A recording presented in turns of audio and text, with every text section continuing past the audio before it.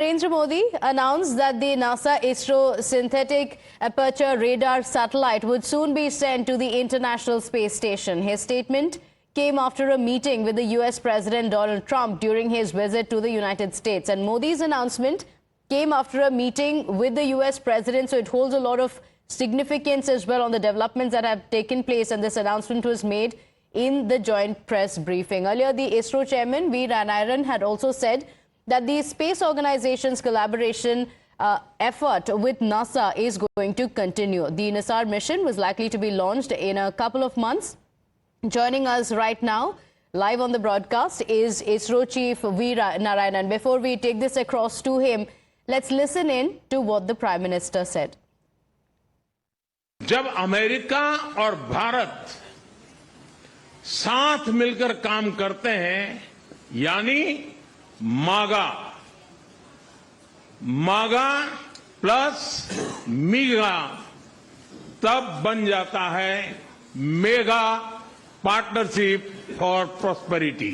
इसरो और नासा के आपसी सहयोग से बनाई निसार सैटेलाइट शीघ्र ही भारतीय लॉन्च व्हीकल पर अंतरिक्ष की उड़ान भरेगी। आज हमने द्विपक्षीय व्यापार को 2030 तक 2 गुना से भी अधिक बढ़ाकर $500 बिलियन तक पहुंचाने का लक्ष्य निर्धारित किया है। अमेरिका और भारत मिलकर के हमारी कोशिश है और हमारी कोशिश रहनी चाहिए कि इस प्रकार की पूरी इकोसिस्टम को हमें जड़ मूल से नष्ट करना चाहिए ताकि ह्यूमन ट्रैफिकिंग बंद हो। Mr. V. Narayanan, thank you so much for joining us. A very good morning to you. Sir, Prime Minister Modi concluded his visit to the United States, and after his meeting with the US President Donald Trump, the leaders also hailed 2025 as a pioneering year for the US-India civil space cooperation. So what are the key milestones that we can expect to watch out for this year? Thank you for this interview. And with respect to NASA, USA, we are having lot of collaborations. One is the NASA NISAR satellite, NASA-ISRO synthetic aperture radar satellite. We have built together. In fact, one of the payload, S-band synthetic aperture payload is from India, and L-band SAR synthetic aperture radar payload is from NASA, and entire satellite bus is from India, and we have already built the satellite. In fact, the satellite is also totally cleared in all respects, and we are going to launch using our GSLV Mark II vehicle. And this is going to really give lot of data for both the countries, also for the global community. And another important program is we are having a commercial mission, Bluebird Block 2 satellite. It's a US satellite, 5,500 kg communication satellite, and which is going to be launched using our LBM-3 vehicle. So we are all, both the countries are working in that direction.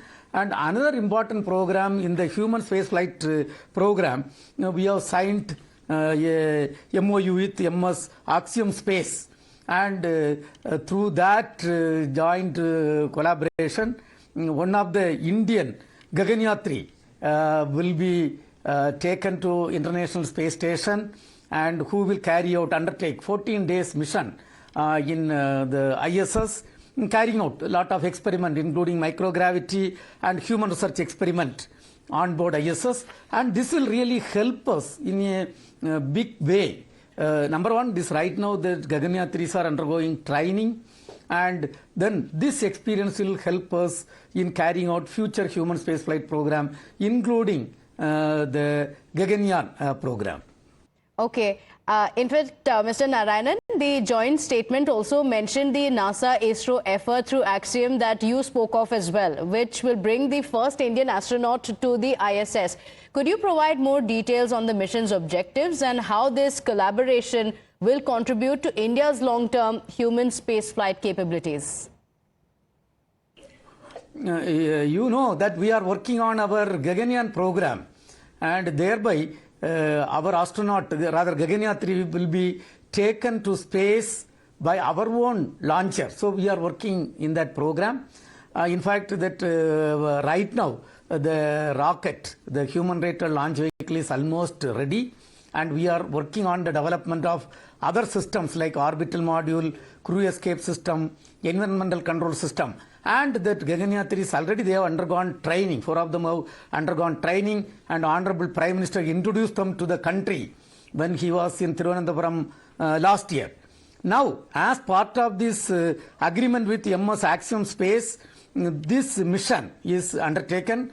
Through that, one of our Gaganyaan 3 will be taken to International Space Station for 14 days mission, and where he will carry out microgravity and human research experiments. And of course, he will be brought back safely. And this training and exposure will really help us in a very big way for our future human spaceflight program, including the Gaganyaan program, what we are going to accomplish very shortly, for which the development activities are going on in big way. Also, Honorable Prime Minister has given direction to us to study the activities related to taking our own human being, our own brothers or sisters to moon and bring them back safely. So this entire experience will be useful in the Indian human spaceflight program. Okay, so this NISAR mission that you spoke of, described as the first of its kind, aims to systematically map these changes of the Earth's surface using dual radars. How will this mission enhance India's capabilities across sectors? And can it affect an improvement, for example, in our disaster management skills or climate change research? How does ISRO plan to leverage the data that's collected? No, the answer is yes. It is going to help us. And this satellite, NISAR satellite, is a 2,250 kg satellite having LSAR and SR payloads, L-band synthetic aperture radar payload as well as S-band synthetic aperture payload, and it is built jointly by both the countries. And in fact, ISRO is having really lead role in building the entire satellite bus system, and we are going to launch using our own launcher, the GSLV Mark II launcher, and this is going to give big understanding about the change in Earth's ecosystem, land surface, ice mass, vegetation biomass and groundwater. It is also expected to play a very vital role in the disaster response and monitoring, specifically for floods, landslide, earthquake, volcanoes and forest fire across the globe. Thereby, really, this is a very good joint collaboration which is going to help both the countries, also the global community in multiple areas. Okay, in fact, Prime Minister Modi and President Trump had also emphasized on the collaboration in the long-duration human spaceflight safety as well, and also planetary protection. So what are ISRO's plans for the deep space exploration beyond Gaganyaan mission? As you are aware, we have carried out a lot of scientific missions, and for example, take Chandrayaan 1 mission, which really brought glory to the entire Bharat by discovering water molecule on the moon for the first time. Then we went ahead with the Chandrayaan 2 mission, in which right now we are having a orbiter, the revolving around the moon surface, and which is having a multiple payloads. One of the important payload is the on-orbit high-resolution camera, which is best of its kind in the moon surface and bringing so much data about moon. And of course, Mars orbiter mission, India succeeded in the first attempt itself. That mission, that to Honorable Prime Minister always used to say, the amount spent per kilometer of travel is less than auto fare. Now, we are having lot of programs rolled out by as part of the next 25 years roadmap. In fact, Honorable Prime Minister has given clear direction and guideline towards that roadmap. We are going to have lot of missions. Number one, Chandrayaan 4 mission. You know, Chandrayaan 3 was a mission we successfully accomplished by soft landing near the south pole of the moon, and India was the first country and till today the only country which could soft land near the south pole of the moon. Now Chandrayaan 4 is totally different from Chandrayaan 3. In Chandrayaan 4 we are going to soft land near the south pole, also take sample and brought back to Earth, and we are going to carry out experiments. In fact, Chandrayaan 3, if you see the satellite mass, it was something around 4,000 kg, whereas Chandrayaan 4 is something around 9,600 kg. We are going to take 5 modules in 2 stacks through 2 vehicles. So that is one of the important thing. And of course, we have to dock in space. Then we have to carry out this entire mission. Another one is Chandrayaan 5. It is a joint program between JAXA and India. Here we are going to have huge payloads and huge lander. In fact, I want to say Chandrayaan 3, our rover mass was 25 kg. Here we are going to have 250 kg to 300 kg rover we are going to have. Then of course, we also got approval from Government of India, the Venus Orbiter mission. So we are working towards that. Then another project what we are working is the Mars landing mission. We are working, and of course, Honorable Prime Minister also has given the guideline and direction to work on the crewed mission to moon. And in fact, this mission is planned somewhere in 2040. And towards that, we have started the studies, rather initiated the studies. Then another important thing is the like ISS, we are going to, Bharat is going to build its own space station. And it will be a 5-module construction, and the first module the Government of India has given the approval, and we are already working towards this mission. And these are all the major things I have highlighted, and of course a lot of activities, R&D, research and development activities are initiated towards a long duration human spaceflight program and interplanetary missions in ISRO. Okay, in fact, in one of the meetings, the Prime Minister also met Elon Musk. So, will India collaborate with the international agencies like SpaceX of Elon Musk for future lunar or Martian or even the deep space human missions?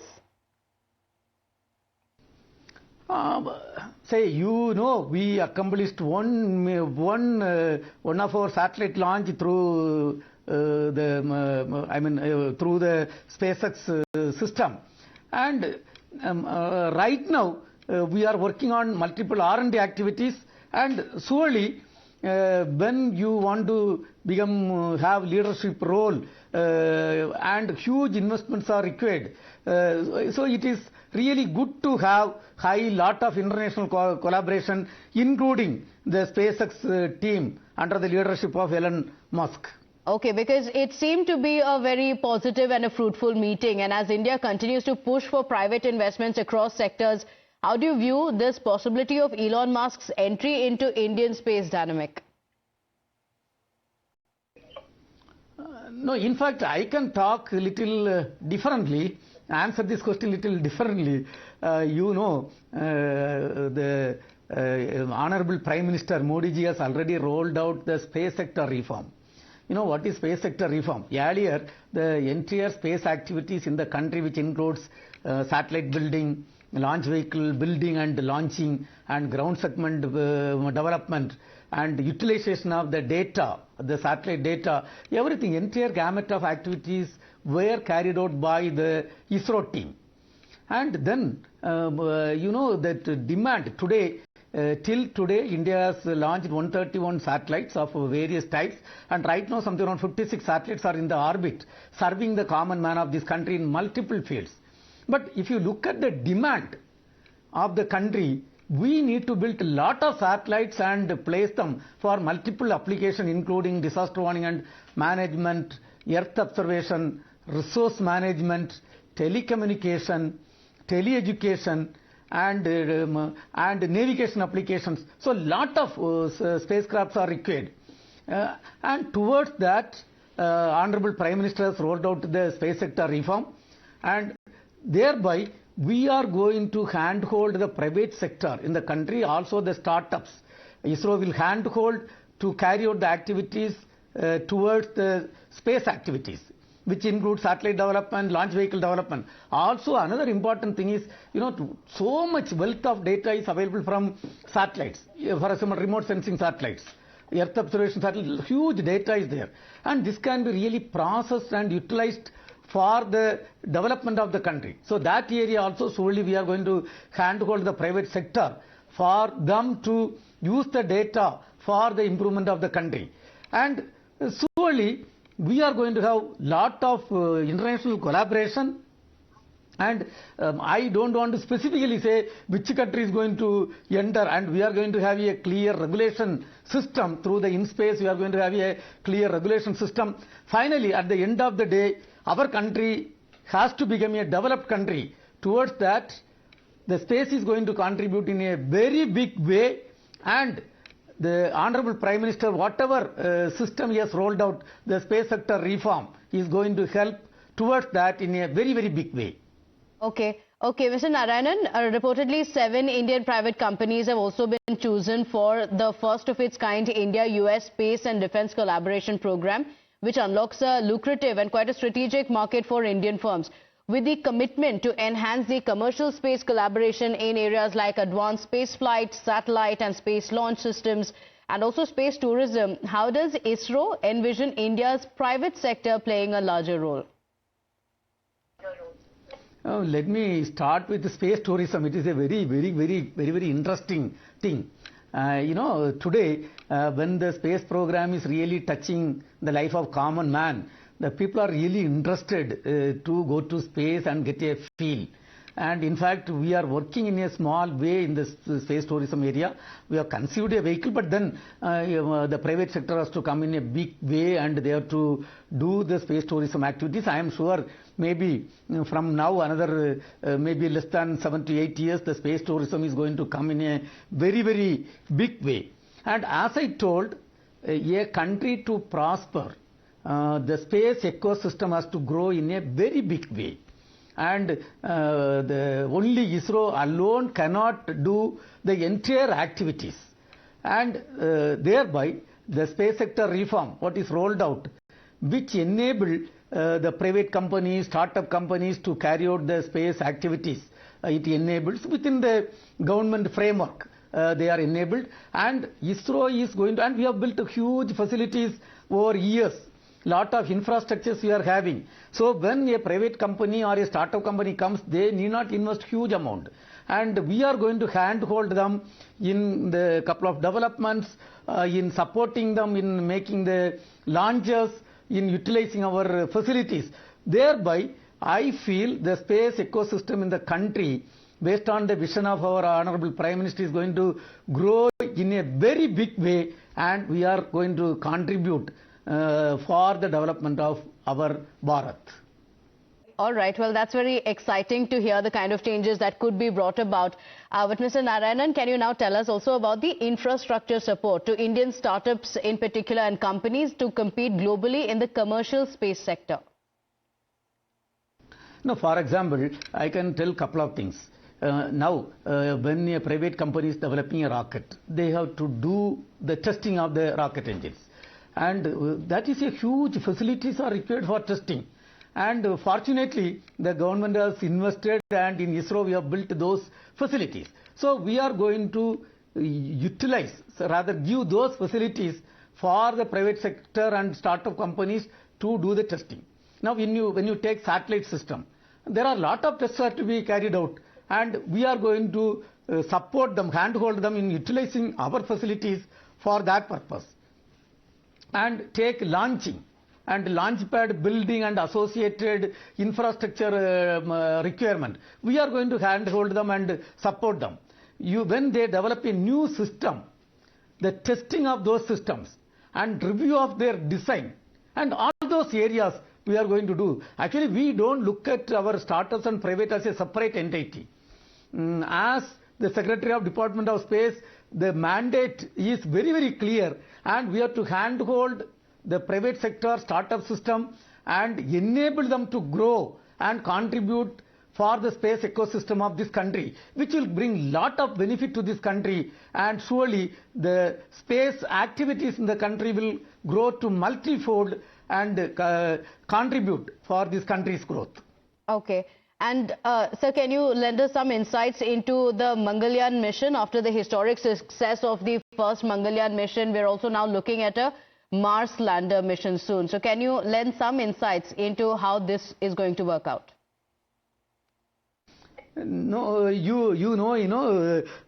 had the Mangalyaan mission, which is really which has brought glory to the country, because almost we had to travel 68 crore kilometers to accomplish that mission, and even with 0.01 degree deviation it cannot go to Mars.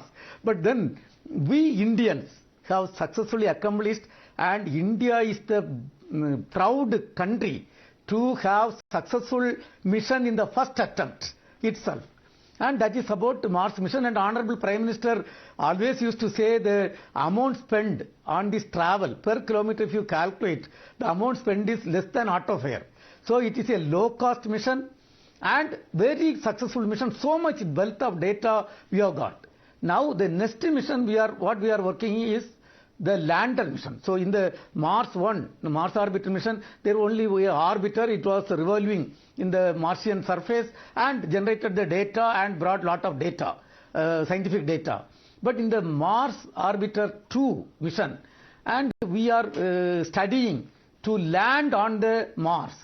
Like Chandrayaan 2 was an orbiter mission, Chandrayaan 1 was an orbiter mission, Chandrayaan 2 and 3 was a lander mission, Similarly, this is going to be a lander mission which will do lot of experiment on Mars orbiter, Mars, and which will generate lot of scientific data which will be useful for the scientific community of our country and the globe. Okay.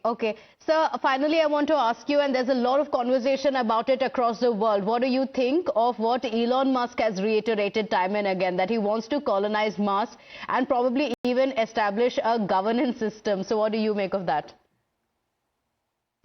Say, the aim and dream of today will become reality tomorrow. I strongly believe in that. And 100 years back, who thought that the human being will go to space and do all these things? And so thereby, I feel he is in the right direction. And now, we are also working on multiple projects based on the roadmap available, given to us. And India is also really becoming a very vibrant spacefaring nation. And surely by 2040, we will have all the capability, including human spaceflight program, to moon. All right, Mr. Narayanan, thank you so much for joining us on the broadcast with your thoughts and your vision for what next for India's space. Thank you so much for joining us this morning. With that, we're slipping into a very quick break here. We'll be right back. Stay with us.